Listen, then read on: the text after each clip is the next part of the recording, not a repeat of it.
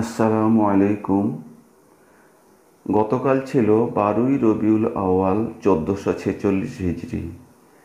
আমাদের প্রিয় নবী, আখেরি জামানার শেষ নবী হজরত মুহাম্মদ সাল্লাল্লাহু আলাইহি ওয়াসাল্লামের 1500তম জন্মদিন।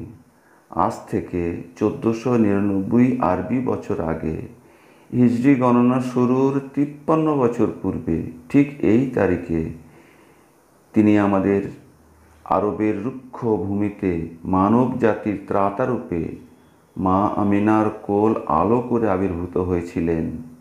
এই উপলক্ষে আমার একটি কবিতা উপস্থাপন করছি। কবিতার নাম সাম্য ও শান্তির দূত মুহাম্মদ সাল্লাল্লাহু আলাইহি ওয়াসাল্লাম।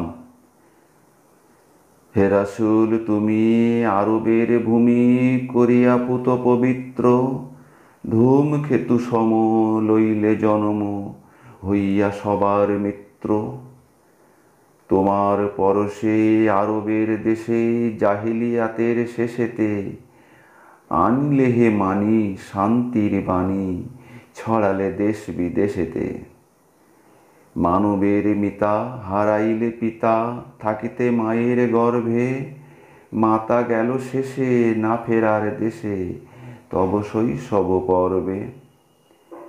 মাতা হালিমার মধুর মায়ার সুখ নিতে তুমি চাহিলে, আবু তালিবের মধুর স্নেহের স্পর্শ যে তুমি পাইলে। বিবি খাদিজার বড় ব্যবসার ভার নিলে সব ছাড়িয়া, বুশরা সিরিয়া সফর করিয়া, মন নিলে তাঁর কাড়িয়া।